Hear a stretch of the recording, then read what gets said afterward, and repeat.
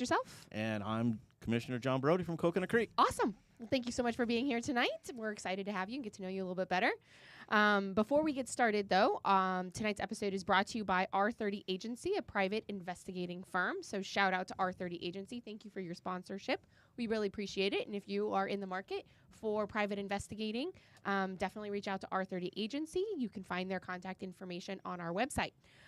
You can also support our podcast. We are currently seeking more sponsorships. So if you have a business that you would like to promote through our podcast, please let us know. As well as if you would just like to send us, if you're watching live on YouTube or Rumble, you can send us a super chat or a Rumble rant. And at the end of the show, we will read some of those. So if you'd like to support us that way, please feel free to drop us a line there.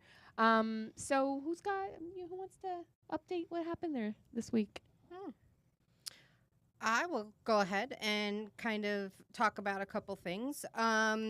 Very interesting things going on in Boynton Beach right now. They are talking about their budget. Mm-hmm. They do want to raise the salaries for the commissioners, and that's causing a little bit of stir amongst the community.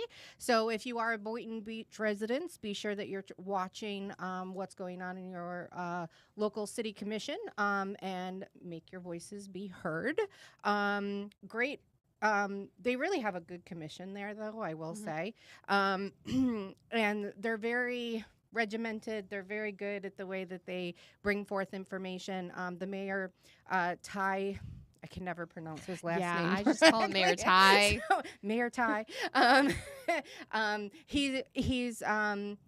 He's very respectable to the city commission, so that's really awesome to kind of watch and kind of see those dynamics. If you've ever watched Delray Beach city council or commission meetings, they're a little bit more spicy, and they are still learning their format a little bit. So a couple city updates, things of that nature. We did get some updates from Supervisor of Elections for Palm Beach County. Yeah. So active registered voters right now, Democrats are registered at 365,672 voters. Republicans registered voters is 281,301. Closing the gap. Yep. And other, which is your MPAs, is 300,903.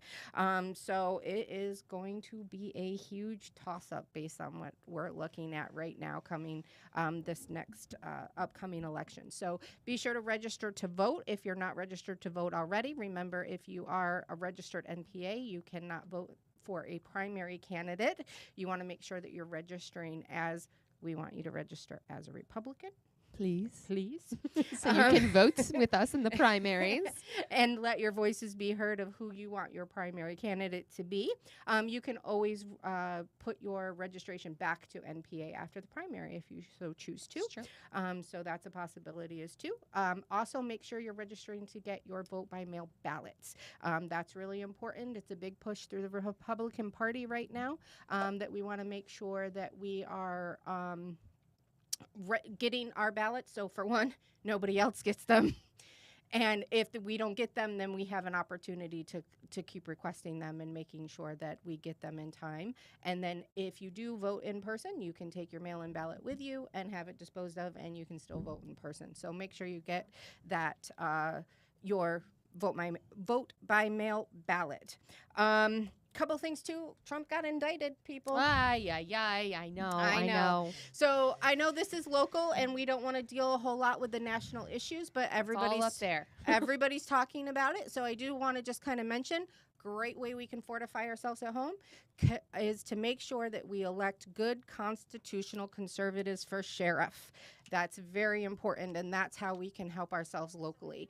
So make sure that you're doing your education, understanding who's on the ballot for sheriff in your counties. If they're up for election, I know Palm Beach County has Sheriff Bradshaw is up for election. There is I believe Diaz and the one who I can't pronounce his last name starts with a G. Grover? What about Broward? Is Broward up for re-election for sheriff? Yes. Yes? Yes. Yeah.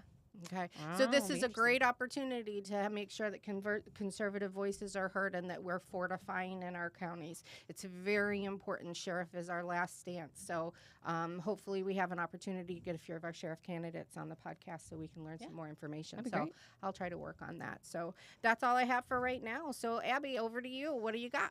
Well, there hasn't been too much going on in my neck of the woods over the last 2 weeks since we last streamed. The Lighthouse Point City Commission took the second meeting of July off, so they actually had a special meeting immediately before my charter review committee the last time, but then they didn't meet last week. So I know that the Broward School Board had their meeting. It was either Monday or Tuesday night. You I want to sent give us you a quick guys. update on that? I know we posted it online, but you So want to talk about the... If the Broward County voters remember from last year's election, we did pass the referendum in Broward County. It was $1 mil.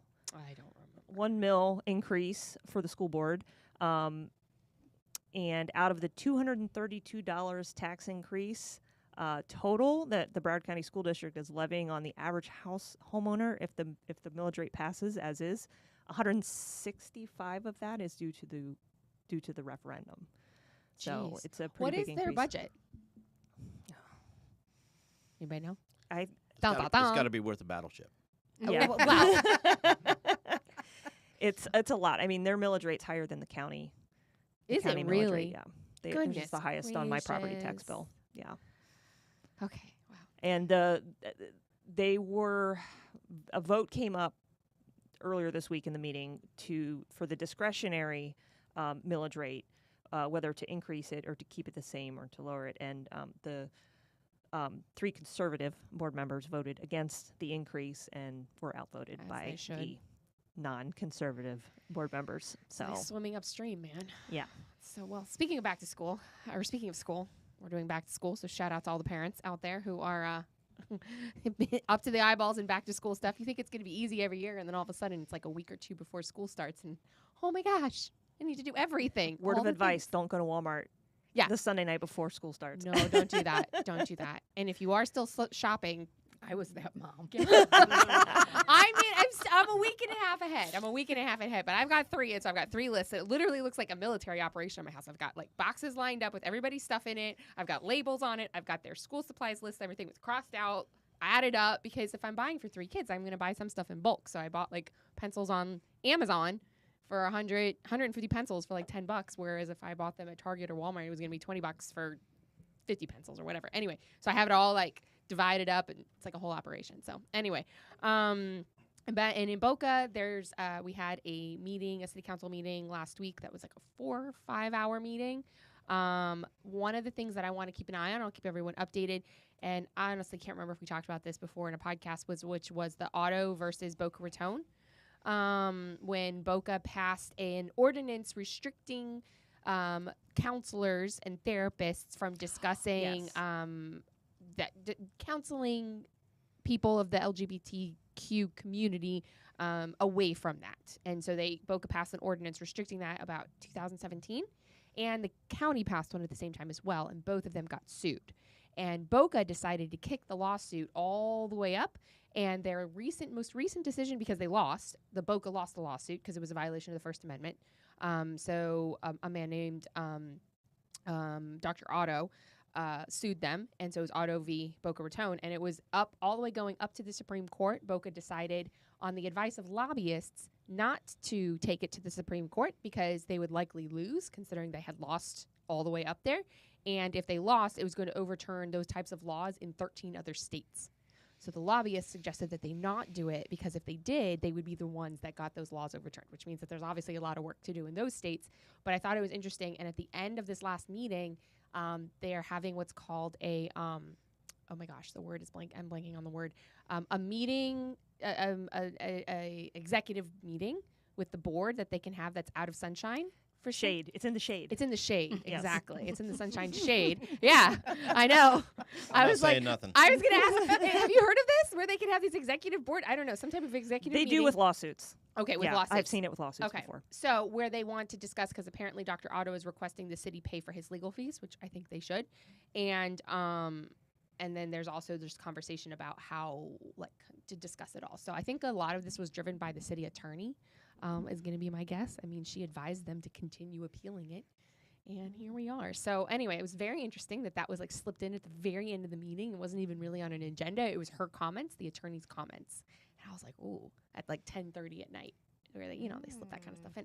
So that's what I've got. But let's turn to you, John. Why don't you tell us, Mr. Commissioner, who are you? How did you get here? Elevator speed. Yeah, elevator give us pitch. like who you are, where you're from. Well, I was born in 1969. Oh, Perfect. not that No, far back. let's do it. Let's do it.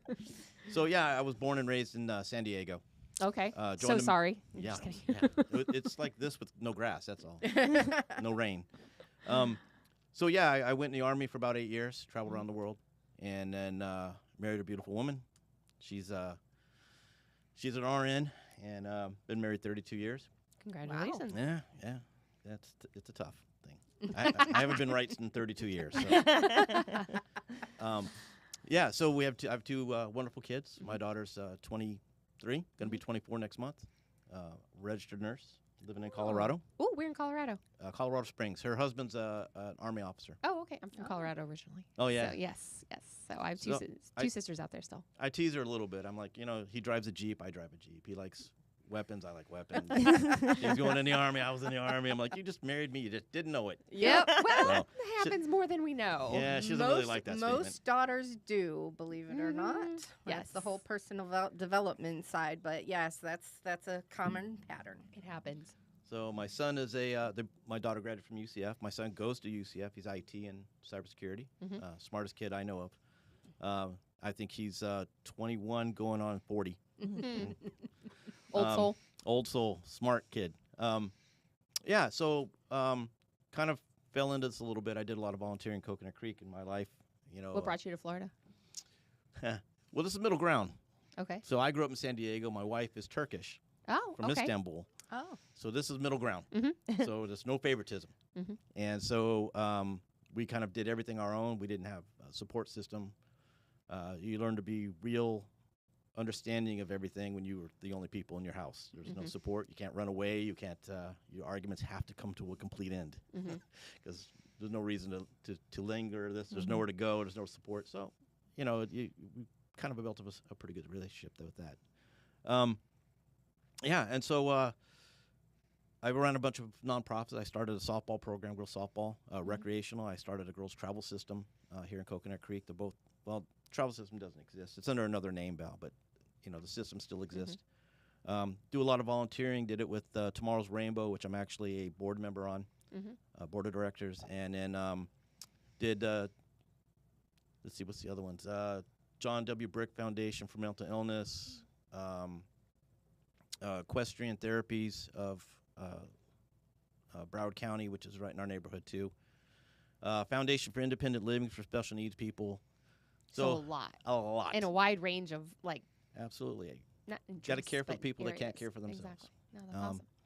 So I come from a long line of servant heart. My dad is a ordained minister, and at 86, he runs a homeless program where he takes people off the streets, rehabilitates them, gets them back on their feet. And that's in San Diego? That's in San Diego. It's a big job out there right now. He did it all through COVID, so nothing Wow. stopped him from That's this amazing. mission. And my mom, she passed away, but she was a special needs teacher. Mm. My sister ran a Christian daycare center for 20 years. My brother's a ICE agent, retired ICE agent. My nephews are all cops in Seattle. In fact, one of my nephews was In Seattle. Woo! Yeah. That's a talk about being in like the fire, man. yeah. Was Well, he, that was his police station that got ran over by. Oh those my people. gosh. Oh wow. Wow. So yeah, it's he had to put up with a lot of stuff there. Yeah. Is he still up there? Oh yeah, Yeah. oh yeah, Sticking it out? yeah. I told him come on down here in the sunshine and You'd get Yeah. a bonus. Get a come bonus. down here into scientist Yeah. country and Yeah. enjoy some freedoms. Yeah. So basically the whole family is part of the servant heart. I like to think of myself not as a politician but an elected official, and that's a mindset. It is. A politician is going to take the gray road every time. They're going to be kind of, Yeah. working their way. They want to get reelected. I'm an elected official. I was chose by my community to represent, regardless of how I feel. So there's a lot of things that I do that are for my residents. even when it doesn't benefit me at all. And that's the way it should be. That's what they're paying. They're paying us and then elected us and expecting us Right. to perform that way. And I have a moral compass and an ethical compass that's going to keep me going doing that. So and I definitely look out for 60,000 people. It's not a neighborhood. It's not my family anymore. But this is a way that I can help people in my neighborhood get better and improve their quality of life. I love that. That's pretty awesome. Yeah. So how long have you been in office? So I got appointed last year, which is a great story, to be honest with you. Oh, please tell. Please tell. Please do tell. I like appointments. So I'd been spoken to probably 2014, 2015 about we're running for politics. And my kids were in school, and I'm like, no way, I'm not stealing that time from my kids. You never get that back. Yup. So I said, look, I don't want to do that. Thank you, I'm flattered, but I'm going to put it in the back burner. So I did. And when my kids got into college, I said, well, now I have time. I'm that guy that will work the 13, 14-hour day and not blink an eye. So I said, now I have time. So I'm going to go do this thing. So I started looking into it, and, well, lo and behold, the guy that I replaced had to step down for reasons. Story there, huh? That's a whole other story. If I remember correctly, he changed his homestead? Yes. So what he did is he sold his house, got an apartment, and then homesteaded his house in Naples. What he did originally was not anything wrong with it. He had an apartment. The homesteading is what got him. So it was kind of a messed up situation because it was, if you're going to get somebody on something, that was kind of the smallest thing. Yeah, considering the amount. He was things retiring anyway, so he that was are happening. Yeah, he was done. And then, ironically, I had spoke to him. We had a butterfly festival, which features about 15,000 people at the end of I should February. try to go to that. It is next year. amazing. My kids would love it. Oh, there's all kinds of stuff, rides and food and bands. It's a blast. Well, I spoke to him and I said, hey man, I heard you're retiring. What do you think? And he said, I think you do good at this. I said, great. Well, 2 weeks later he stepped down. So then they started this appointment process, which gets a little weird because I don't know how my wife would have felt about me going into politics. I didn't attend a lot of meetings. I'm just a good, person. And, I have my moral compass. I'm a diehard Republican. So I said, you know what? I'm going to do it. And so I met with all the commissioners and city manager and kind of got my feel about it, right? I'm like, okay, I know this thing. So I tailored my application to conversations we had. Worked to my benefit. I love these guys. Don't get me wrong. My commissioners that sit next to me, I do respect them, and they're good people. We don't necessarily believe, or see eye to eye and everything, but at least they vote their heart, and I can appreciate that. Right. So we went into the appointment process, and it was pouring down rain, and I drive a Jeep with no doors. So I go into the city hall, and I'm soaked from the waist down. My jacket was wrapped in a plastic trash bag, so that was the only thing that was dry. And I sat at this table, and I kind of went, what am I doing? I'm in over my head. I can't do this. And then the people started sitting down next to me. Well, the woman sat next to me, and there was 3 other people on the other side of me, and the first question they asked is, what is your background? She goes, well, I got a master's degree in marketing. And I went, oh no. Like, okay, I'm in over my head. Well, let's put it this way. I felt pretty confident when she got done that I could beat her. And now she's a lovely woman, don't get me wrong, but you got to do your research when you do this stuff. Right. So they got to me and they started asking me my questions, and I was killing it. I killed it so bad I had PTSD from that meeting. I was on cloud 9 after I was done. I'm like, man, that was great. I'm in my head like cheering myself on, and the guy next to me starts talking. I have a master's degree in education. I'm like, no. Wah, wah. Yeah, I'm like, well, that was short-lived. And so they went through the questions, and it got a little back and forth with them. And I went, okay, well, that guy's not doing so good, so maybe I'm still okay. Well, we took a little break and came back. And the next guy was a lawyer, immigration lawyer. And I went, oh, really? Like a lawyer? I'm going to have to beat out a lawyer? Why? Lawyers always want to be in government, man. Well, because they think law means something when you're a lawyer. Yeah. Something like that. Anyway, all right, sorry, go ahead. They know the loopholes. They do. They work in the gray. In the shade. Yeah. Not that I'm saying anything, because our mayor is a lawyer, and I love that guy to death. So it would Sorry. fifth guy. So the 5th guy gets up there, and he didn't do any research. So obviously, and I don't want to talk bad about Did he have a people. master's too? Yeah, No, right. he owned his own business. Do you have a master's? No, I'm barely getting out of the house in the morning. Are you kidding me? So we go through this thing, and they said, we're going to carry 2 people forward. I'm like, all right, here we go. And sure enough, that me and the lawyer and I. So we go to the next meeting. We have to sit through the entire chamber meeting. But they can't really vote on anything because there's only 4 people. So they really didn't put much on the agenda, so it was fairly quick. So they started talking about, about the process of appointments and things like that. And, not a lot of people were happy with appointments. And I kind of agree with them. It should be a vote situation. Mhm. Let the people speak. This is a weird scenario that was in the charter, so they did it. I'm not going to complain that much because I obviously benefited from it. Right. So what happened was this. They said, okay, well, we're going to do closing statements. And I went, oh, we do closing statements in this? Like, nobody told me that. So, and I had to submit a video, which it's online, and Ooh. oof, that's not something I like to Google. Should we not look it up? No, you can look it up. You just can't show nobody.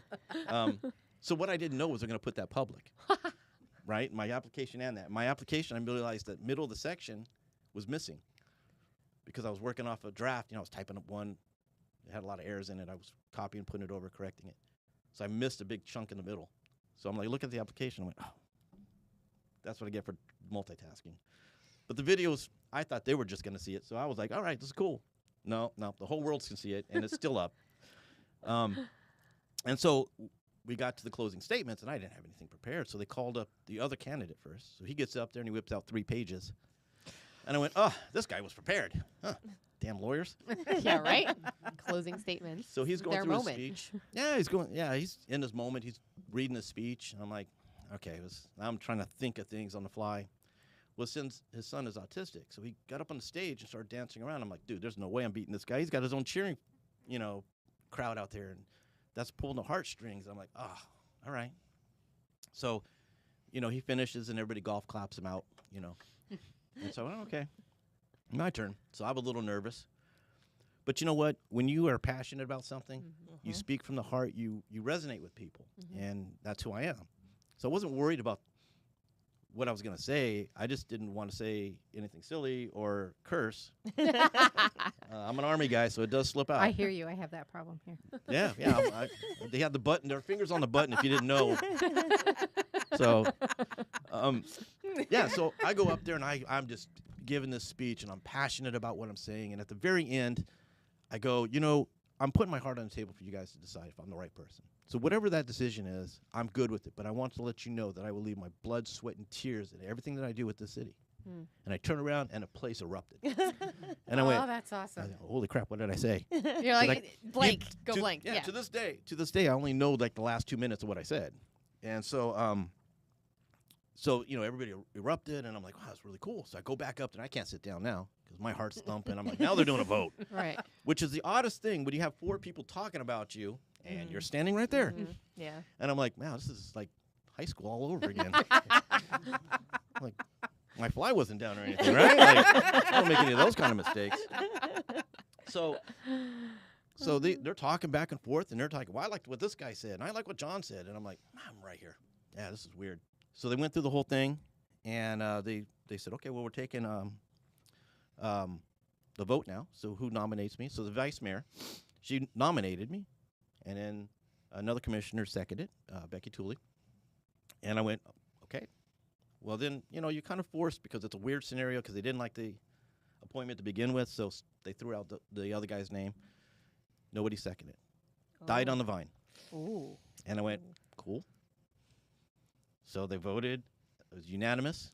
4 Democrats voted a Republican onto the dais. That's Woo. insane. Woo! But that just goes to my character more than it does Right. the party, right? Because they know I'm going to do the Yeah. right thing. Right. So they weren't looking at the red or the blue. They were looking at this guy's the right guy. And I appreciate that. It was a wonderful feeling. It was very surreal at that moment. They're like, John, come on down to get sworn in, and I didn't move. I'm like, John who? I'm like, no, come John's on. left. Yeah. That guy's not here anymore. I'm living. I'm in an alternate time level or universe right now.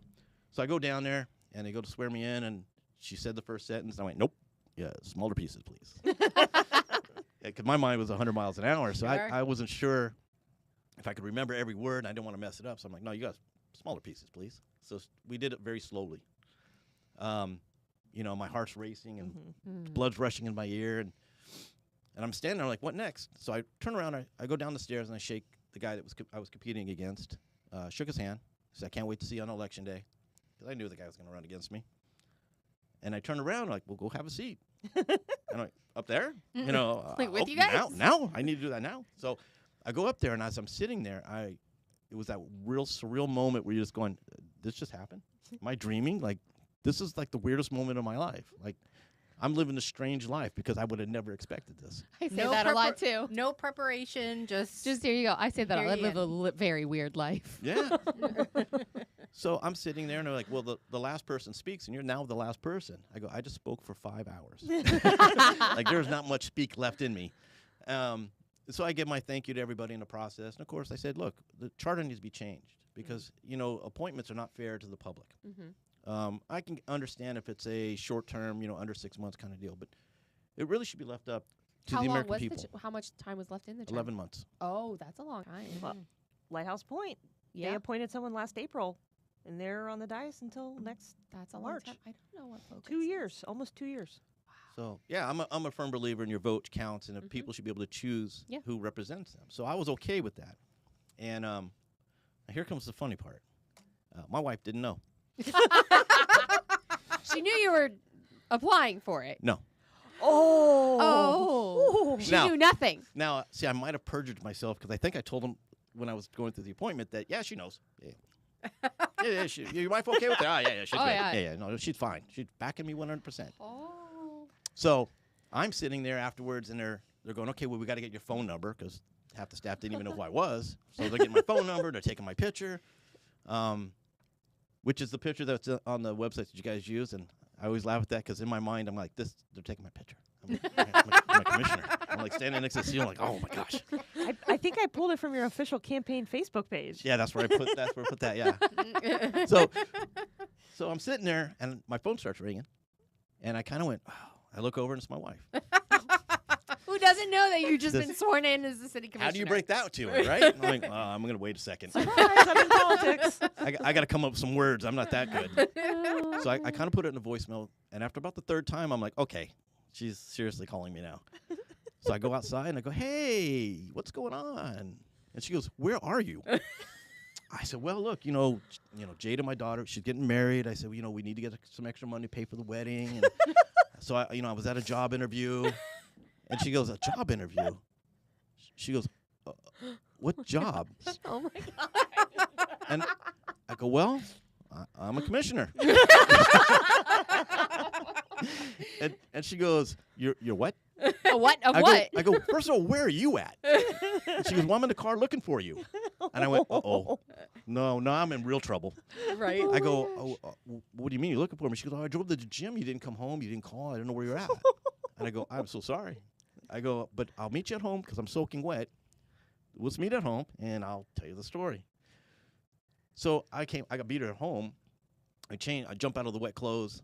She walks in. She looks at me. She's like, what do you mean you're a commissioner? I start going through the process. She goes, well, why didn't you tell me? I go, because I'm already in here. I'm already in my own head. I don't need somebody living rent-free. Mm-hmm. All right, I don't need this help. I was so stressed. I go, any little bit would have thrown me off. Mm-hmm. I go, because I would have been worried about what you're saying and not who I am. Because I listen to my wife after this many years. So I kind of went. You understand? I had to be in my own zone, and I'm that guy that thinks about a speech about 150 times. I don't write it down, but I think about it. Mm-hmm. And so I said I just didn't need any help with that. You would have killed me. I would have been thinking about stuff that I knew wasn't important at the time. And I'd already met with all the commissioners. I already knew kind of where I wanted to go with everything that I said. She's like, okay, I can respect that. She goes, do you want to call your kids? And I went, oh, yeah, that's going to be a funny one. That's gonna be, so by the way. It's like, hey, guess what? My son was like, you could have gave me the next decade. I would have never guessed that. Because, Wow. we didn't talk like that at home. We didn't talk a lot about politics and things like that. We have our own opinions, but we really don't get into those deep conversations. But it was definitely threw them all off. And, of course, I called my dad, and my dad's like, you did what? So what now? Now, you got to understand my background. I'm colorblind. Mm. I'm dyslexic. I'm left-handed, and I go, everything was against me in this world. And I go, here I am sitting as city commissioner. And my dad goes, you couldn't even read in high school. Well, I could. You know, he was exaggerating. But he's like, you know, you struggled. I go, yeah, but it didn't mean I was dumb. It just means that I had an issue. And I go, now I'm in a job that I read all the time. I have to understand what I read. I go, so I overcame that. And now I'm a commissioner where I kind of put everything in my life that I've done into this one moment. And it was, you know, one of those moments where I'm like, see, Pop, you just never know. Never know. That's And, awesome. yeah, so it was definitely a strange experience going through that. It's crazy. Yeah, and it was crazy. When we came to the election, that was a whole nother. So how long? When was that? That was last April. Okay, and so then the election was in March. Okay, oh, this is just recent municipals. Oh, yeah. Okay, all right. So then, how did that go? Oh. So listen, I'm that guy you're gonna have to outwork me to beat me. And so I started last. In fact, it just popped Did your wife know that you were planning to run? Oh, after that, she's like, you're running. Okay, all right. I just need to make sure. She goes, we need change, and you're the dude. Awesome. So- Okay, all right. I had to ask. Sorry to interrupt. Continue, please. Yeah, no. So she's on board. She's Okay. You know, she was at that point. She was like cheering me on. She's seen everything I'm doing. Of course, she's you know on the social media, so she's seeing that I'm getting exposure and I'm going to all these things. She's like, you're doing good things here. And I go, well, yeah, I finally feel kind of my groove. I kind of feel this is where I'm supposed to be. This is where God's put me. This is where life has led me. Everything I led up to my life has led to this moment. Yeah. And so she understood that. And so when we went to the election, we did a kickoff, and it was funny. She's a nurse. She works nights. So she woke up around 5 p.m. and she looks at me. She goes, "All right, let's go." I said, "Go where?" She's like, "We're going to hand out all these flyers to get people to your kickoff meeting." I'm like, "Wow, that's pretty impressive." You know, my wife is very quiet, very timid. She doesn't like to be out in front of people, and I am the complete opposite. So I'm 100 miles an hour, shaking people's hands, kissing, high-fiving, and she's over there in the corner on her phone, hanging out, quietly. And so we did the kickoff, and it went well. We got about 45, 50 people, and then I met with my I interviewed a couple of campaign managers, and there was a couple I was like, nope, there's no way I'm doing that. And comments and everything. My thing was I want to showcase who I am. I don't want to be in the weeds with bad comments. I don't want to go dirty or anything. I wanted it to be that I showcase myself, they showcase themselves, and then the people get to choose who's the best one. Right. And that's how it ended up for the most part, is that we all ran. There was no competing. We were going for the same thing. And so it made it a little bit easier. But I definitely put them in a corner when it came to competing against me. We sat down and we planned out. My campaign manager, Yvette Caravana, amazing woman. I'm going to tell you, I couldn't have won without her. She was amazing. And I'm going to be honest with you, Breck. If you're a candidate, you need to get Breck's support, because I would never have been able to do it without their support. They got me volunteers. Woo. Yeah. Go Breck. Woohoo.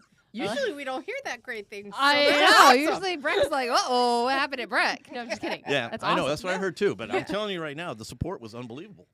That's good. Well, I think you're an easy candidate to get behind. Just hearing you, and you have such an inspirational story that I think that it makes it easy for people to get behind you. So that's awesome. Yeah. Well, I mean, listen, if you lead with your heart, everything else just falls in line.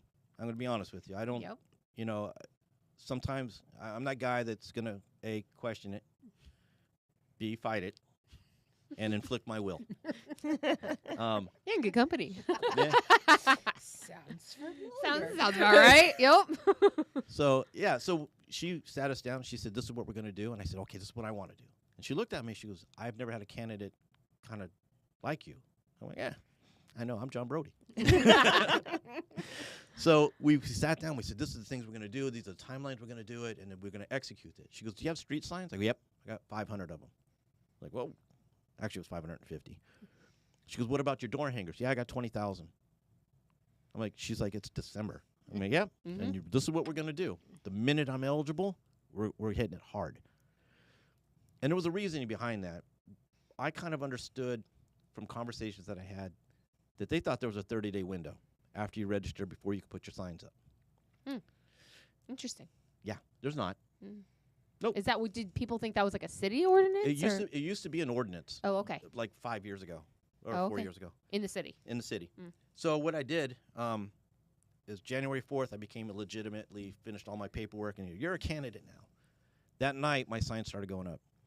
That night. That's such a short time though, from January 4th to when like the vote by mail ballots start going out. Oh, yeah. It's like a 6-week campaign. Right.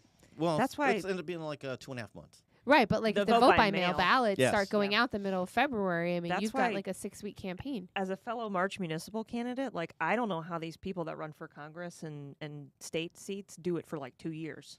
Yeah. Like it is that's so nuts. long.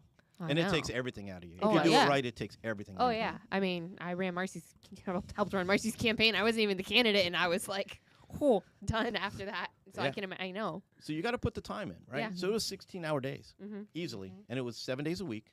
And I told everybody, March 15th, I'll take a vacation. Mm-hmm. March 15th, we can hang out and do nothing. But until March 15th rolls around and there's a result, we're in 100%. Mhm. And there was days, nobody knew this, but I went, this sucks. I am beat. My legs are sore. I'm sunburnt. I'm tired. I have another job. So I'm running another job 8 hours a day, coming home and running this campaign. I'm fielding questions all day long. Having the police called on us, that was wonderful. Ooh, why? Oh yeah, you gotta tell that story.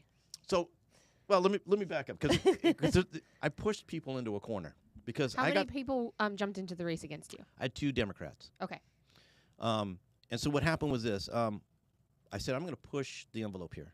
My signs are going up. They're going to be everywhere. Mhm. I'm calling people to get permission to put on private property Mhm. that are on the main street of our city, which is Lions Road. And so I started doing it. Well, immediately they saw my signs, so they got upset. And they went to the city clerk and said, hey, man, John's put his signs up too early.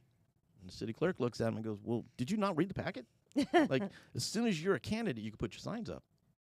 And they didn't know it. Well, now I got them by 30 days. Mm-hmm. So the visibility was there. Mhm. So the very first Saturday, guess whose neighborhoods I went into? Their Theirs. neighborhoods. I like that. And then, so every time they left or came in from their neighborhood, they saw my signs. So you're in their head now. Oh, rent-free. Rent free. So we put these up, and we started, doing the door knocking and getting visibility and doing these things. And it forced their hand because, the signs are usually the first thing you put out because that's going to be your first part of your visibility. Mhm. You don't want to use the digital platforms too early because people start blocking you. It's ineffective after a while because people are just tired of getting the text. So I forced their hand. So they were sending stuff, and I'm getting them because they're not editing me out. So I'm like, good. This is where I wanted them. This is exactly what I thought was going to happen. They're trying to catch up with the visibility. They couldn't. So it was fun. I'm like, okay, they're falling right into this. And if you guys are listening, just forget I said that. I didn't mean to manipulate you, but that's what happened. It's called strategy. Yes. That's right. Yes. So we just executed. We just kept doing it. We kept doing it. We kept doing it. Well, there's neighborhoods that everybody said, look, man, it's a private neighborhood. You can't go in there. They don't allow it. I'm like, no. It's not just a neighborhood. Well, we'll get to that one. Okay. So there's a Winmore is a big community in and so I kind of tested the water with some of the other neighbors. And I was smart enough to go, I'm doing those last Mm-hmm. because I know there's going to be problems. The funny part was one of the neighborhoods, I hit them and they didn't even know it.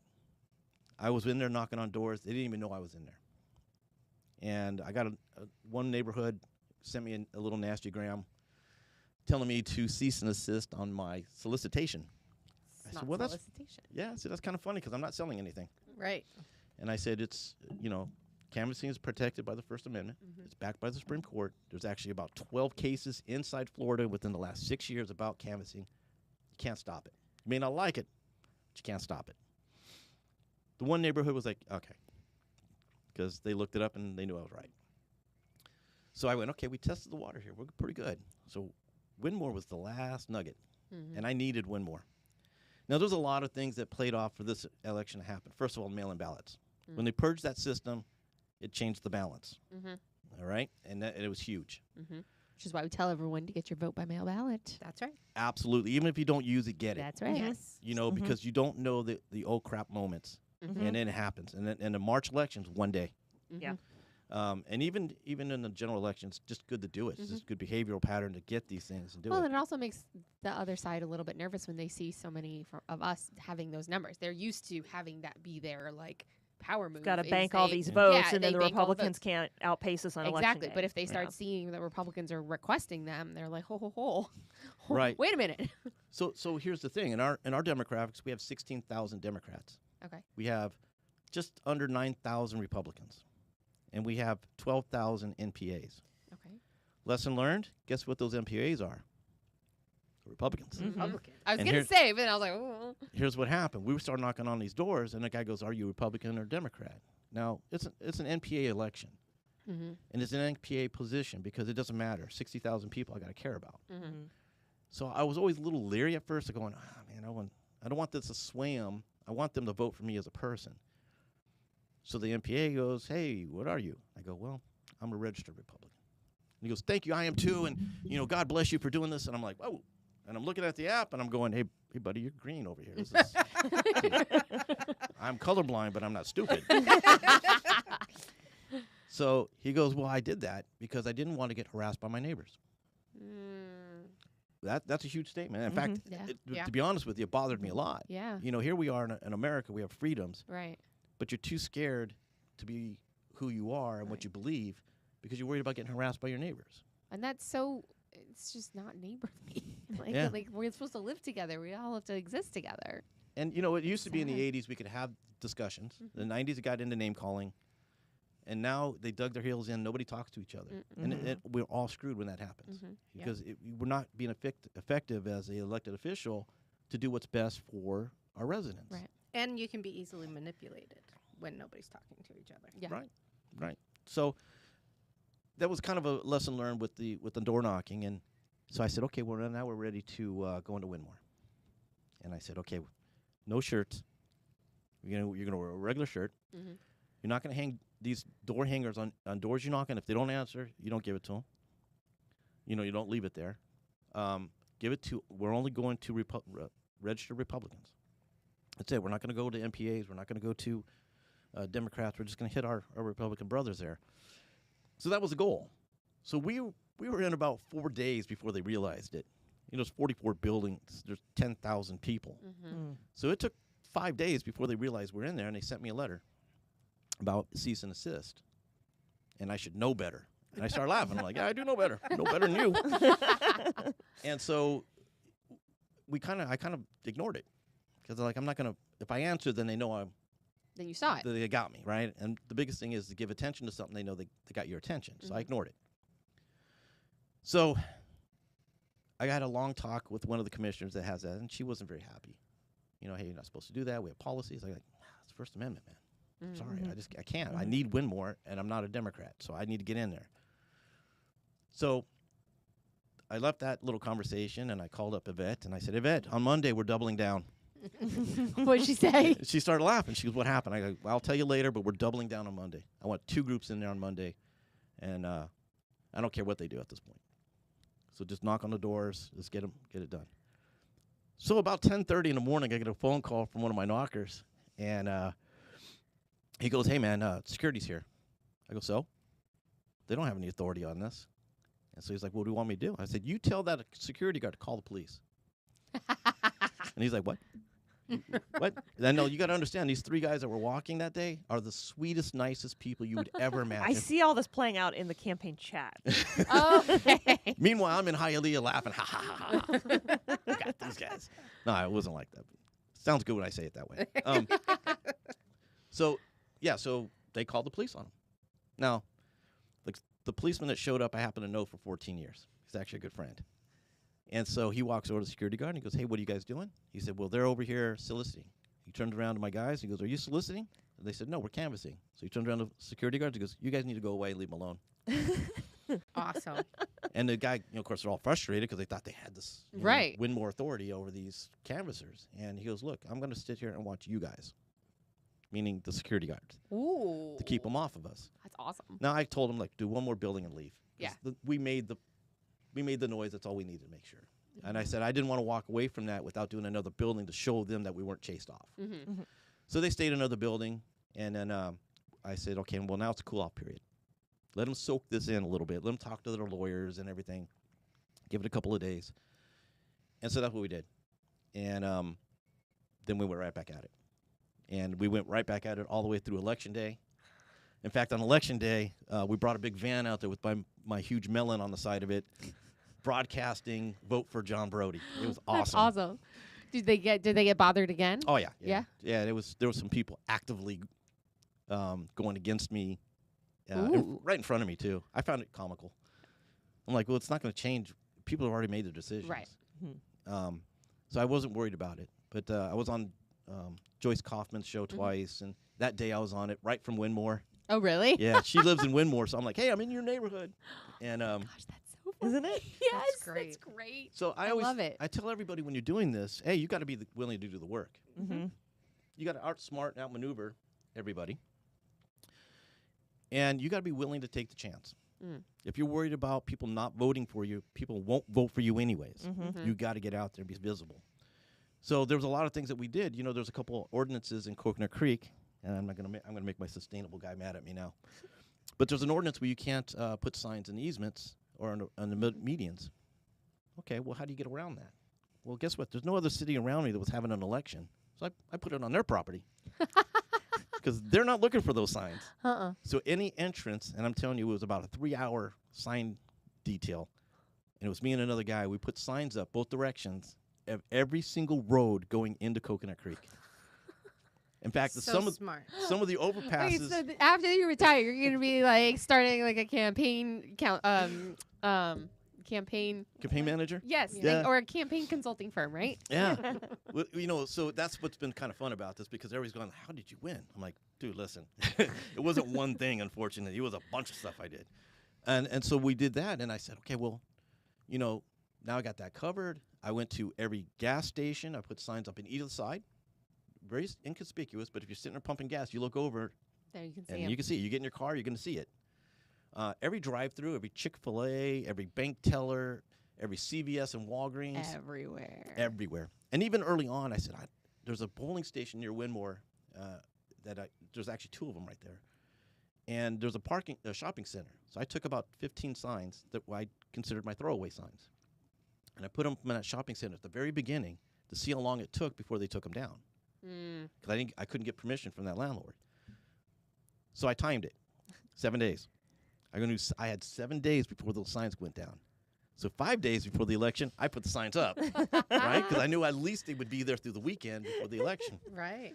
So I was outmaneuvering these guys left and right by doing all this stuff. And, you know, during the Butterfly Festival, we had that box truck with my big melon on it driving around, and it would park where the bus pickups were. And it would follow the bus to where they dropped off so the people getting on the bus would see it. Then it went back to the parking lot where they were getting off the bus, and it waited for the next group of people. Brilliant. Yes, I had a lot of great people helping me. Listen, I can't thanks enough to all the team that was out there. I had the police and fire walking for me. One day I had 42 police officers and fire department walking. So you got the endorsements of the police and the fire. That's awesome. That's awesome. What'd you win your election by? I had 40% of the vote. Because it was a 3-way. 3-way. Oh, but there's no runoff. No runoff. No. So it's just winner take all. Mm-hmm. Oh, I like that better. It's less stressful. I did too. Right? The runoff situation is stressful. So yeah, so it was really good. You know, I went into that day. There was only one day that I kind of went, oh man, I'm going to lose. Really? I was like, Why'd you feel like that? So it wasn't anything specific, but I just go, I don't know if I'm doing enough. And I strategically did all my forums. I knew that they would parrot anything I said because I'm in the know. I'm actually already a commissioner, so I already knew stuff. But if I said it too early on, they were going to parrot it, and then we'd all sound alike. So I actually avoided the first 2 forums, which was the Sun Sentinel, which, you know, they are who they are. Yup. The other one was a Democratic club doing a forum. Which one? Democratic Club of Coconut Creek. Now, it was backed by Winmore's Democratic Club, and the moderator was the president of the Democratic Club of Coconut Creek. I'm like, yeah, I got a chance here. So I said, I'm not going. Right. I said, I'm not going to do it. I got other things I have to do. There's no time for it. I don't feel comfortable. Plus, it's a smart campaign move, knowing where your time needs to be. Right. And so I went, I don't want them asking me a question they'll trip me up on Mm-hmm. because they're all Democrats. I said, well, if they ask me a question, maybe it'll be something that's a sunshine law violation. Mm-hmm. On purpose, and I may not catch it. I said, I just don't want to get myself in that position anyway. So, and of course, my wife was beating my head. Don't do it, John. Don't do it. I will kill you. And so I was like, okay, I wasn't going to do it, but thank you, honey. Get to live another Just day. confirmation. That's Yeah. all I Yeah. needed. Yeah, Thanks. get to live another day. I'm like, oh, you have to tell me 3 times. I got it. So instead, I went to a box handout for the needy. We handed out, I think it was 375 boxes of food Wow. to people in need. And then I turned around and I walked 83 houses door knocking. Now, you know how many people showed up to that forum? Like 12. 25. and 7 of those were family members Wow. of the people out there. And I went, So 12. so my exposure rate was way higher doing that. Mm-hmm. Yeah. And I went, yeah, that was better time spent. Mm-hmm. So, some people thought I was crazy for not doing it. I kind of got a couple people who were like, man, you should have done that. I'm like, no, I know what I'm doing. So we went into the first meeting, the first real one. It was a Zoom. And, they asked questions, and my answers were completely different than what they were answering because they were answering with what they thought people wanted to hear. I'm answering with what it really is Mm-hmm. and what we're really doing. So so you had an advantage with being Oh, the yeah. sitting commissioner. This is why incumbents rarely lose. Right. So I had all this information, and we start talking, and I could just see their face in the Zoom going, what the heck? I didn't know that. Mm-hmm. Well, the next Zoom call, guess what they were saying? The exact same things I said. Yeah. Did So they I was even dead on. do any of their homework? Like, did they seem like they were like attending meetings? Were they like following what was going on in the city commission as best they could, or did they kind of just think that they knew what was going on? No, they attended the meetings. So. But there's a difference when you are involved and when you are involved for a political reason. Mm. All right? So they were showing up because they were going to try to go for the seat. Mm-hmm. I've been in that city 20 years, Mhm. 1997, and 20 plus years, I guess. And then I was going to these meetings. I was dealing with I ran nonprofits in the city, so I Mhm. knew the commissioners. I helped Josh Rydell. I put signs on my Jeep and drove it around the city for him. So you got exposure. And trust me, everybody knows my Jeep. There's usually skeletons hanging out of it. But so it was, so I knew how this all worked and how we did this, and they attended the meetings because they wanted to get elected. Mm-hmm. There were. I'm going to tell you, the one guy was really admirable what he did. He was had a lot of integrity. I gave it to him. I beat him twice. I'm gonna throw that out there. But he was So the lawyer. the lawyer. Okay. Yes. But he was a good guy. He's a good person, and I never had any animosity towards him. The woman was a little bit different. She was going for the jugular, and then found out that wasn't going to work because there was just too much stuff that I did to kind of go below the belt. So she ended up just trying to win the race. She came in second, and she had 37% or 32%. So you had 40, she had 32, and then he had the rest. Yeah. He only had 900 votes. Yeah. But, it's all about exposure. Right. Everywhere, the one thing that kept and still does come back to me is like, you're everywhere. Mm-hmm. Well, yeah, there's an expectation. It's not the commissioners of 10 years ago where you get on the dais and you show up to meetings and you do your votes and you go home and do your thing. The expectation now from the public is they want you out there and involved in the community. They want to know who you are. They want to be approachable. Mm-hmm. I'm very approachable. I talk to anybody and everybody. Mm-hmm. I don't get too crappy with too many people because, who cares? I don't know this person. I'm not going to get mad. You have an opinion, First Amendment right? Go for it, man. Tell me what you want. So I'm approachable. So there was a lot of things they had to catch up on, and that's just something that you can't learn. Either you're Right. approachable or you're not. Right. And I went to everything. I still go to everything. It's kind of the running joke right now. I show up I was in Tamarack this morning at a chamber, and they're like, "What are you doing here?" I'm like, yeah, I'm here. Here I am. I'm everywhere. So it was really about the exposure, about getting out there and getting your namesake out there. The branding was important too. My signs were clear. Did you go like red, white, and blue, or Absolutely. Did you, With yeah? a butterfly. With the butterfly. With okay. the butterfly, yes. Yes, I noticed because I used to work in Pompano, and every day I would get off the turnpike and I would see one of your signs, and it stood out above the rest. So it definitely worked for you. I can see it, and it was great branding. Yeah. And listen, first time into an election, I got some really great advice on stuff, and it came from all over, believe it or not, because people wanted me to win. So I crossed that barrier between red and blue, and I know this because they sent me the ballots after they filled them. I voted for you. I'm like, hey, thanks, buddy. Because I coached most of their kids. Right. I was in youth sports for 10 years. Well, it just shows too, like how, like when it comes to these local elections, municipal, commissioner, even like there is still partisanship in, but a lot of the issues that we're focusing and a lot of the things that you're doing in the community are community focused and not partisan focused. And I think that that is a huge point. I mean, that's one of the reasons I think we are even kind of doing this to some degree, is to help bring those issues out and to talk about that stuff. And I think that's awesome that's like a focal point. Right. So cool. It was Well, it's up to the commissioners too to keep it nonpartisan. Exactly. You know. And I'm going to tell you something. You try your best. Right. You know, I don't want to bring all that in. I'm like, I want people just to vote for who I am because I can help you. But I'm going to tell you, it's almost impossible. And this is where it gets really strange, right? Because they had no problem going to the Democrats and getting help. Their websites, their training. I see their expenses. It's all transparent. So I'm looking at them going, all this stuff's Democrat websites, Democrat this, Democrat. So it gets really hard. You're going, I'm trying not to bring all that in here. And you really don't have any choice. Because if you want support and you need support, Right. you're going to have to look to somebody. There's no NPA support. You know, people aren't jumping out of the woods, you know, to help you with an NPA election. It just doesn't exist. So you got to take a side to get the help. Right. I'm just blessed that, you know, Breck stepped up. That's you know, awesome. Yvette was amazing. Olga was amazing. I had a really great staff, volunteers. You know, I could I could list my neighbor, who I've lived with next door to this guy for about 12 years, end up being my biggest walker. And this guy's 70 years old, ex-Marine. He knocked on about 2,000 or 3,000 doors. It was amazing. And he's now knocking doors down in Pembroke Pines for a guy that's running for city commission next March down there that also helped.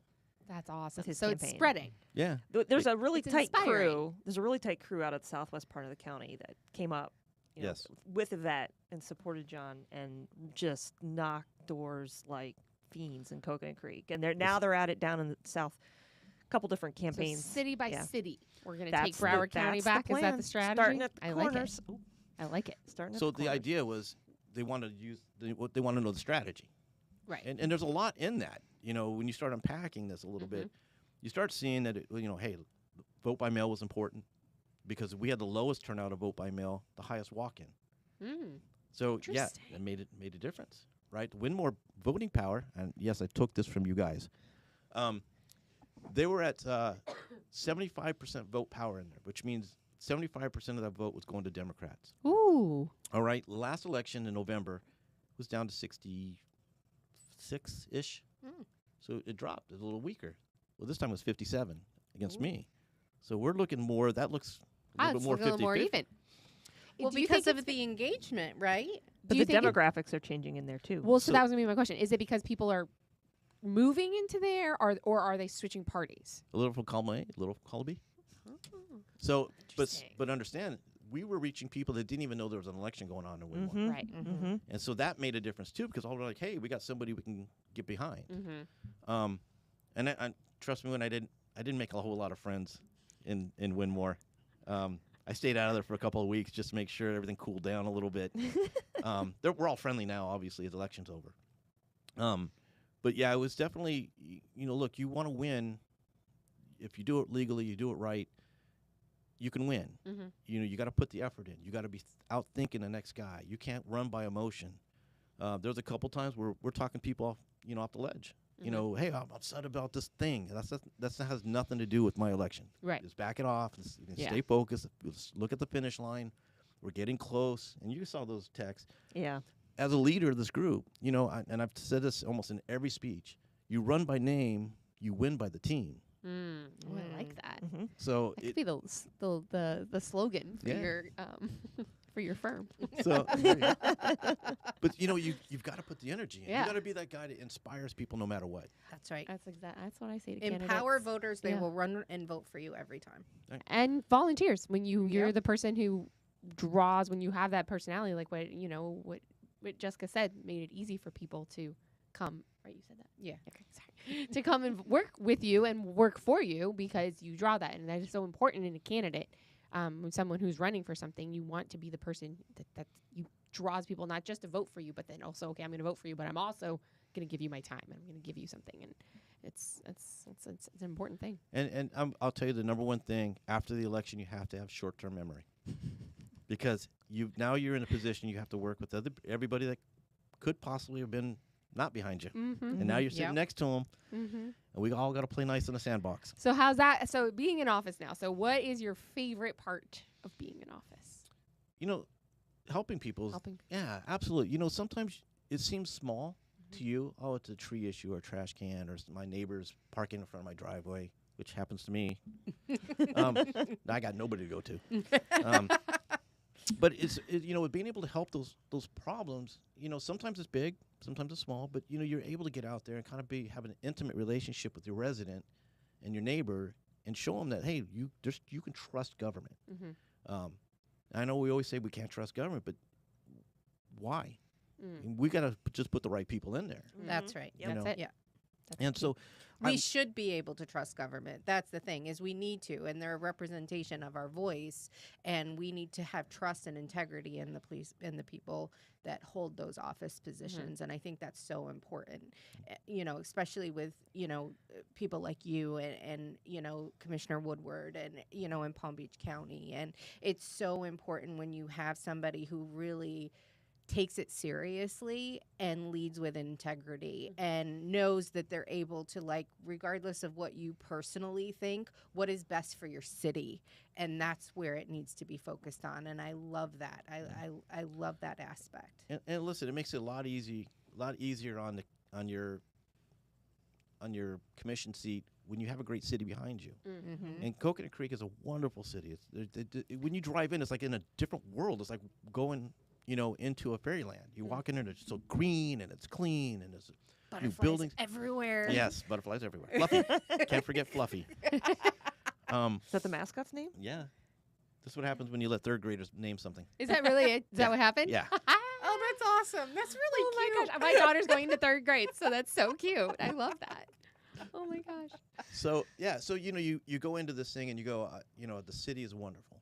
You feel good about that's not the part I have to worry about. If there's a task, I send it to the city manager and the problem gets solved, and you're able to kind of deal with problems. You're able to highlight people, and the kids programs. I've done football.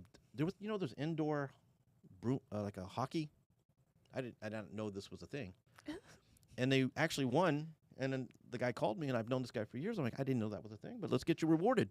Let's get him up on the dais. So we got him Commissions love having the feel-good thing at the front of the meeting. Yeah. The proclamations? Yes. Well, sometimes it gets a little old, but Proclamation. Yeah. I hereby declare. No, I'm just kidding. some of them are really, really cool. You're like, I Yeah. like this. And then some of them read them like, it seems like a lot of noise. What's the one thing that you've been the most surprised about being on the commission? I think it's, being able to move within the system from somebody who's an outsider. I'm able to kind of, the way my brain works, I think a little bit faster than everybody else.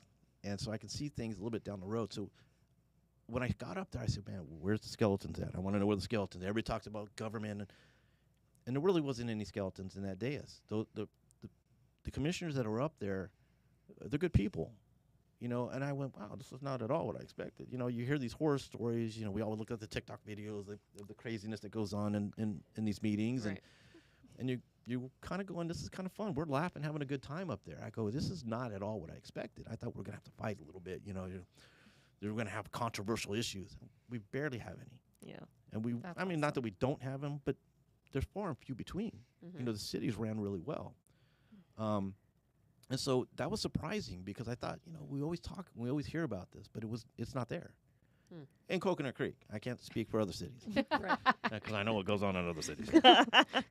Well, that's awesome to hear. That's for sure. Abby, do we have any chats or any questions? We just have a comment from, I think it's Al from R30. trust but verify Yeah. in relation to, I think, with regards to government. Yep. Always. Yeah. Good. Well, and that's the thing too. When you do these, and we just learned a lesson. I won't go into detail, but we learned a lesson about when people get into the government about Googling their name. Oh, All right, before we hire somebody or we go down a path with something, we don't like Google, but I'm going to tell you, Google tells you a lot, Yep. Mm-hmm. and you can't hide the bones in Google. no. Nope. And so that was the beauty of me is you Google me and there's nothing there, right? There's just this guy who did stuff, and but as we learned from the school board, homie that got out of there he had a little bit of a problem with the police. Records. Yeah. So and we had the last election in I can't remember which area. I think it was in District C. She was in jail. And you're going, how do these people How running? do they qualify? I have no idea. It's the same question I asked last time. How do they qualify? Well, because, so here's the deal. Here's what's broken with the system.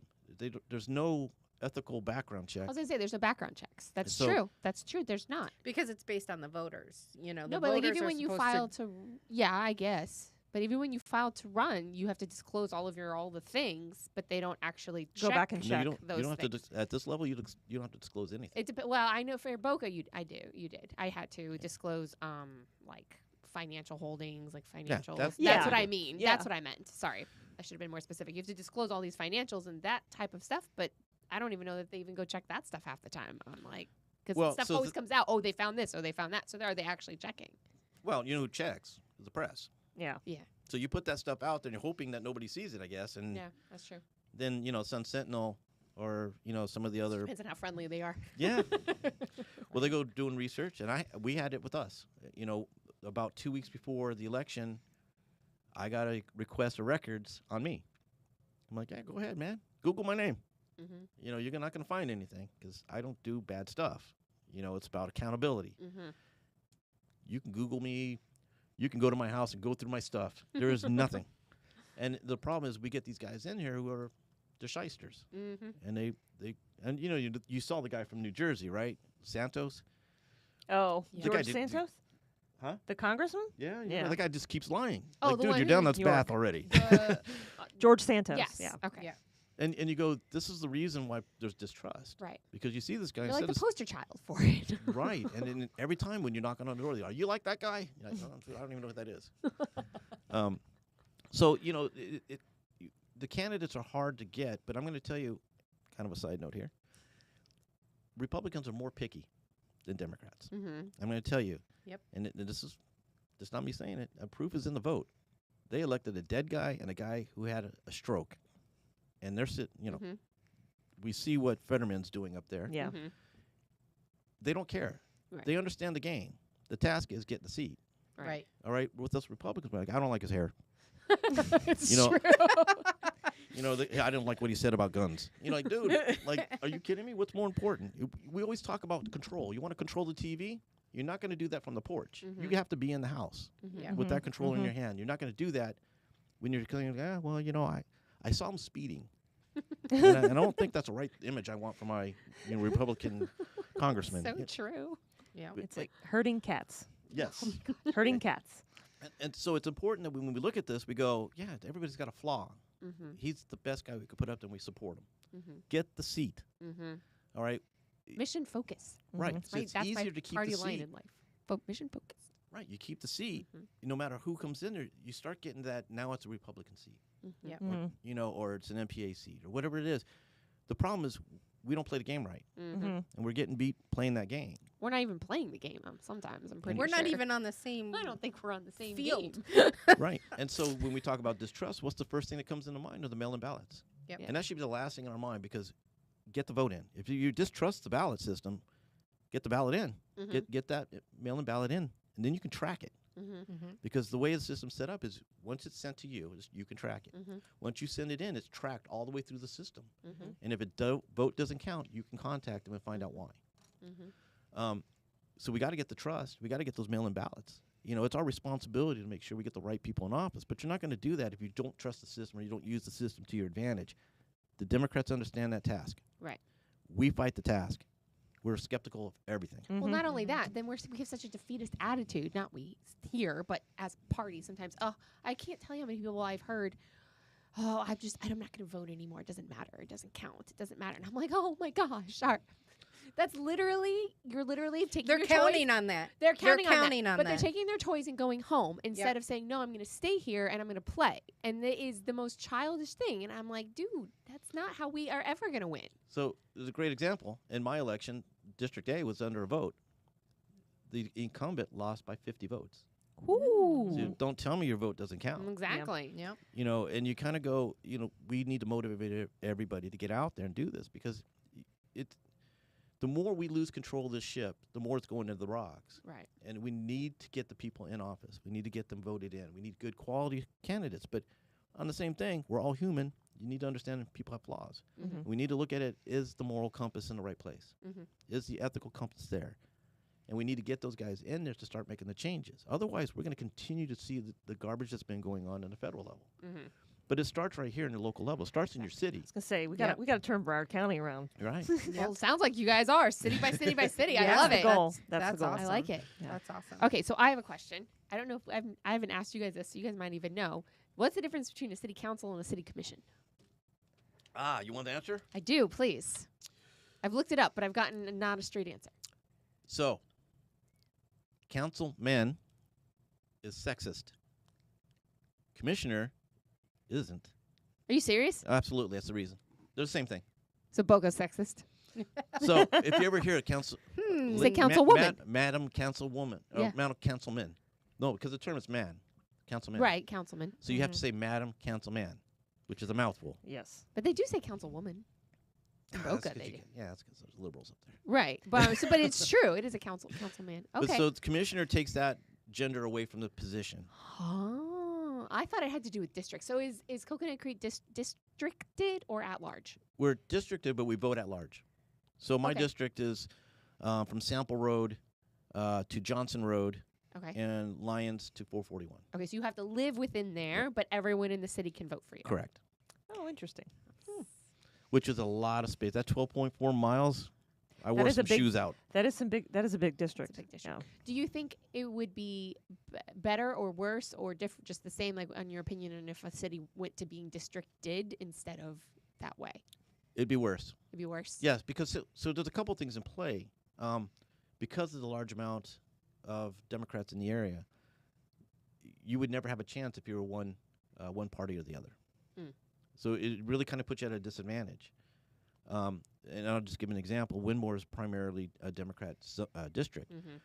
There's no way a Republican is going to break that. Win that district ever. Right. Yeah. So you kind of have to look at it like, okay, well, you're kind of limited to that party only.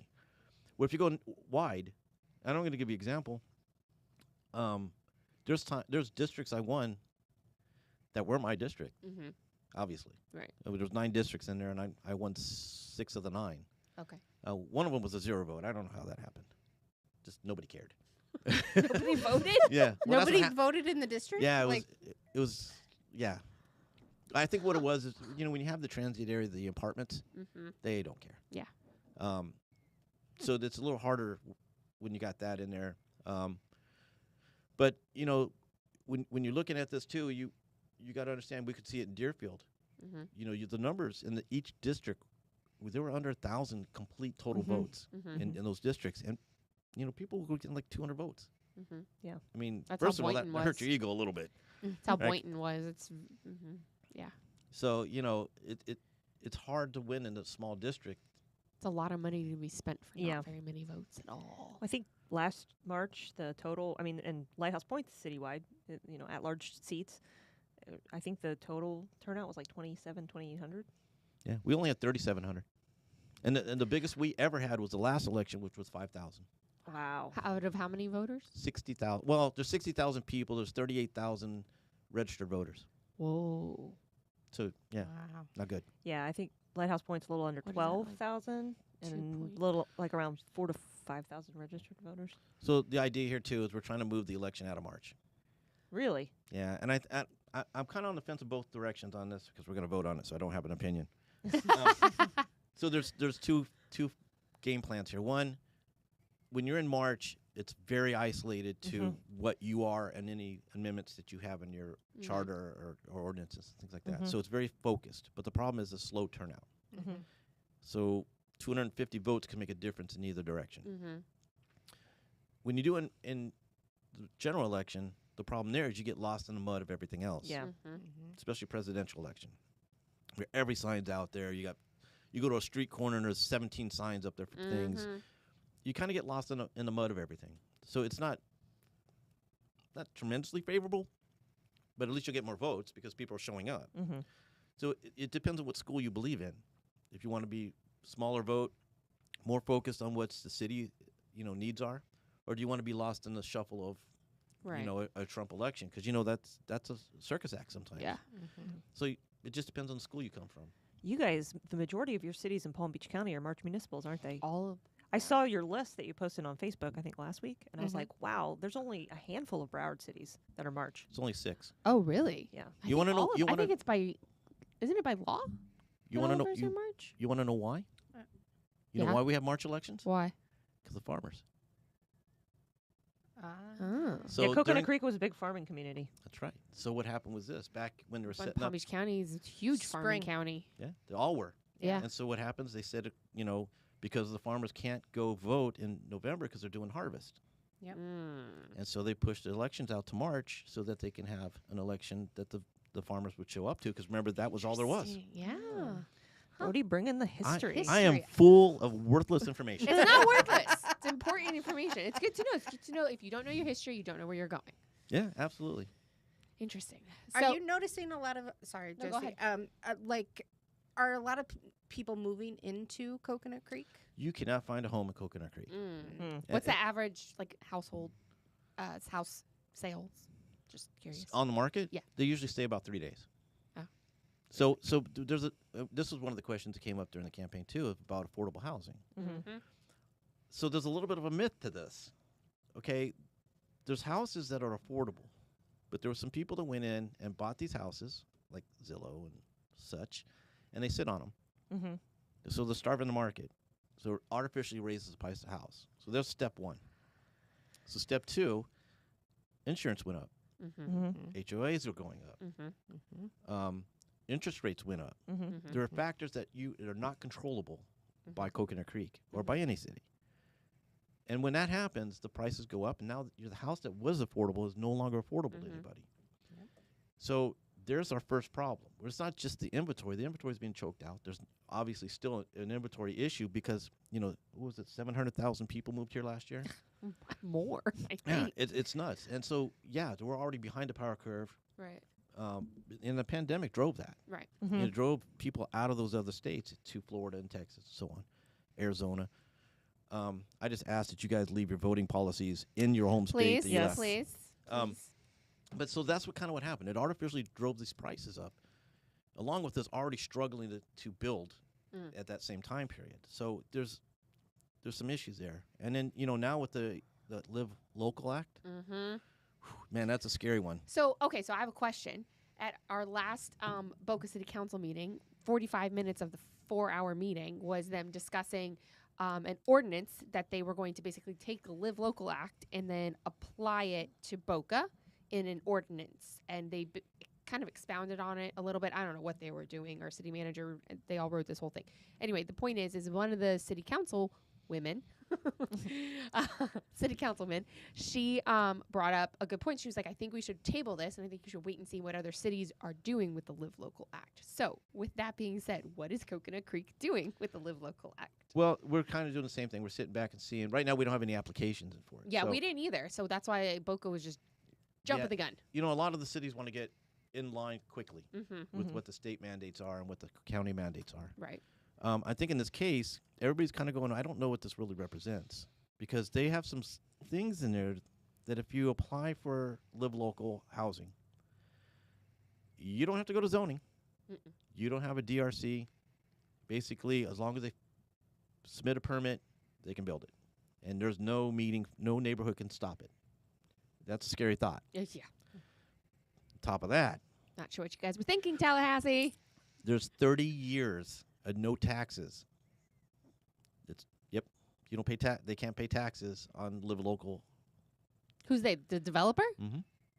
So once they develop it, they don't pay. They don't pay taxes for 30 years. So what happens? Now, Tallahassee. you have What? You have Calling Peggy. utilities. You got to pay for all the utilities to go in there. You have to pay for your EMS. So all your police and your fire, all that. They can't charge them for that. So that now becomes the burden of the rest of the city. The other taxpayers are subsidizing So that it's development. socialist housing. Well, isn't this exactly what this was a big thing that Trump ran on, is that he was like, they're trying to get rid of your suburbs, and it's almost kind of like this is that version of being able to do that A little bit. It's like you kind of start, like, they just call it something different, but at the end of the day, it's kind of that same scenario of that you don't get a choice, and that it becomes a burden on the other taxpayers, and that's just kind of sucky. Okay, so we're gonna get Peggy in here. Put the girl to her. So yeah, You texting her? I'm gonna text her right now. So- right when we're done. Peggy, text her. July becomes a weird month Right. because all the stuff that starts being signed and coming into effect. Exactly. And so a lot of cities are scrambling to figure out what it actually means. There was a lot of bills that got passed this time. A lot of them they didn't like. A lot of them actually make sense. There was HB 919, which is a HOA bill, which is complete transparency for HOAs. I like that. Ooh. Which means they have a certain amount of time to respond. I remember that. And they have to give you the documents. If they don't, they get fined, and it's got some teeth.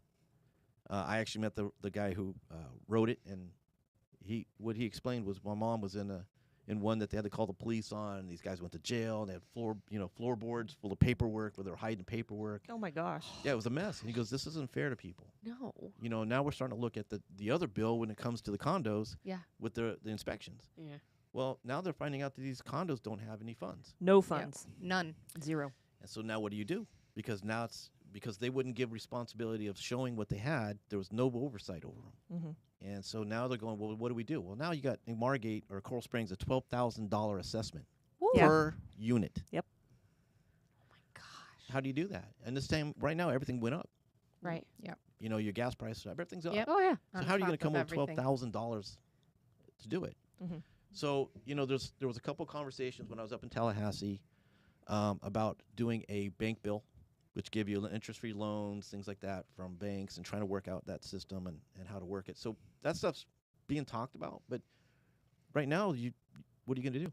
Yeah, but then again, it comes back to subsidizing something else is what's going to happen, is that people are going to be threatened to lose their homes or whatever else because they can't afford these assessments. And then again, they're looking to their counties, they're looking to their city, they're looking to their state to bail them out and to help them out with these different scenarios. And so it's like, at what point are we going to stand up and kind of start to say, like, we need to stop this rat race of just being dependent on our government, because that's what it ends up happening, is they put us in different scenarios where we can't, it ends up that we have to have our hand out. Anytime you put your thumb on the scale of the market, it's going to pop out somewhere else. Of course. And that's what's happening. Yep. So what are they doing up there? I don't know. Well, it's really strange when you go up and meet people. They're all excited about these bills, and you're like, dude, do you realize what that does to us? There was a bill Do on they there. not realize that? No, I'm going So to tell you right now. I nobody's don't. telling them? Well, the thing is, there's some of them that are being pushed, and we don't know why they're being pushed. We had another bill that was up there that thankfully got killed, and it was about the trash. Mhm. So they were saying you need to have an open bid form, which they already do. Every city has an open bid, but they wanted you to separate commercial and private. Now, where you get your discount is that you combine those two, and that's where you get your discount to the resident. Well, when you separate it out, well, there's no discount because you can have two separate entities in there taking the trash out. Well, now your price is going to go up because now they're not working smart. The company's not coming in an area; they're coming hitting the neighborhood and out instead of getting the whole area. So it's going to cost us almost, I think it was $1.2 million a year. Wow. That's the That's a huge lot. difference. Yeah, and so, I went up there, talked to the guys. I'm like, hey, dude, do you realize what you're doing here? You realize you're going to cost every city in the state of Florida this. It's not just us. And so there was a conglomerate of about 6 Republicans that went up there and kind of knocked on the guy's door and said, "Hey, dude, this is not a good thing." And then they listened. They started doing the math, and they started realizing it actually hurt people more than it helped them. It's almost like they live in their own little bubble. They do. And then they don't really understand they don't, and then what? You know, like I think Dan Bongino says that a lot. And then what? Like, okay, you do this, and then what? They don't get to that, and then what? Nobody asks them, and then what? Well, or they just listen to one viewpoint. Maybe it's a lobbyist viewpoint that's pushing them to get this bill passed, and they're not thinking of the end user, the homeowner, the resident, the city, whatever the case may be. You gotta think of it from multiple angles. And this puts so much pressure on, you know, the constituents, the voters, you know, to figure all of this out. To read through the bills, to understand what they're saying. It's so much. So a majority of people don't even realize how this all works. No. They don't know these bills come out. All of a sudden they get, you know, sticker shock if something happens. Right. You're like, okay, well, this happened a year ago. I would have appreciated your help a year ago. Yeah. You know, but the problem is we do these bills, we sign them into law, and then we got to deal with the aftermath of this decision. Some of them are okay. Some of them do help us, but some of them you just kind of scratch your head and go, what were we thinking? You know, Like the what is it? The nuclear waste pavement bill? yeah, I didn't read that one. There was like 6,000 Whack. bills this time. There was There so was many a bills. lot. And when It's there's more just a bills, test road, it's just a test Josie. road. I know. That's what I was told. Sure. Okay. I don't know why we have to do that. Make our roads nuclear powered. Well, that way you don't need lights. That's not what it is. We're all Do gonna you be go glowing. faster? Do we go faster? Does it make The roads just It's glow a way underneath to you. dissipate nuclear waste. Oh, okay. Nah. So anytime that there's more bills, that just means more government, and that means more rules. Right. You know, we Not have anytime. you have I a shouldn't saying say that's anytime. Good but- intent doesn't mean a good idea. Yeah. Yeah. And so you just kind of look at this and you go, well, you know, it was a good idea, but the intent now changes, or the intent now makes it a bad idea. So, you know, they live in this little bubble. And look, I'm the first one to tell you, anybody that works in the city, and I'm sorry, Coconut Creek, you're in a bubble. It's not how the real world works outside of it. Yep. And unfortunately, a lot of these things get done without any real input from the local jurisdictions. Yeah. You know, they're not coming to us and saying, hey, let's sit down and talk about this. You know, you're the elected officials. How's this going to impact you? Instead, they pass the bill, and then they go, hey, we got this bill. I hope you guys like it. And they do a little tour to show off their bills. And you're going, dude, you realize that, like, I got to talk to like 60,000 people now about this. Like, it's not good. So, yeah, I wish there was more input from us, or at least How do we collaboration. change that? Well, it's very interesting because we kind of started this whole thing, and you know, our whole purpose of our podcast was to connect people to government. But is what I'm realizing, and the more information that I receive, is there's a big disconnect between state and local government. There's no like what you're saying, coming Yeah. back and saying, hey, Yeah, what do you think there's of this no- bill that we're writing? There's no connection to that. So who in government per se would be that liaison between local? Is it just the lobbyists at that point? So that's a lot of it. You hire the lobbyists to go and speak for you. Because, Right. you know, obviously we can't keep going up to Tallahassee and doing this. So you rely on those lobbyists. But I'm going to tell you, a lot of times it's deaf ears. They don't want to hear from the lobbyists. Right. I had probably more impact in the 3 days I was up in Tallahassee than Was the that- lobbyists did. Was that during Broward days? I had a good time, so they told me. Oh. Yes. I hear stories. Yeah, you're not going to get a story out of me. Darn it. But, you know, that's how a lot of this comes about, is they go out and they do these things and make these decisions, and we get force-fed it, and we got to try to understand what it means in the small town settings. A lot of this, too, it's kind of like a hangover, right? So you have I don't know anything about that. you have this back in the days, like the 60s, where the state controlled everything. It controlled every movement that the city wanted. So the city wanted to do something, they had to send it to Tallahassee. And eventually, because, you know, it wasn't like now where you got email, you had snail mail, and you had people that, you know, sessions were longer. There were, you know, all kinds of stuff that delayed that process. And they would table it. Then you're screwed, because if it missed that session, you got to wait till the next session. And So there the might be a cities- different slate of people up there. Right. Right after an election, you might not get it at all heard. So when they decided to go, you know, to the hometown rule, now cities can control things within their city, within the limits, obviously. Except for Airbnbs. Oh yeah, don't get me started. Except for masks in 2020. Yeah, that too. But when we started being able to control things, and this is historical, when we started being able to do that, all of a sudden you start seeing these cities starting to grow. And what we start seeing now is that they try to reverse that this time around. Uh-huh. And I remember that. What are you doing? Like, you don't live here. Like, you don't have the control. See. You don't understand the decisions you make Takes us 1,000 right miles away. back to the forefathers. You don't live here, dude. Yeah.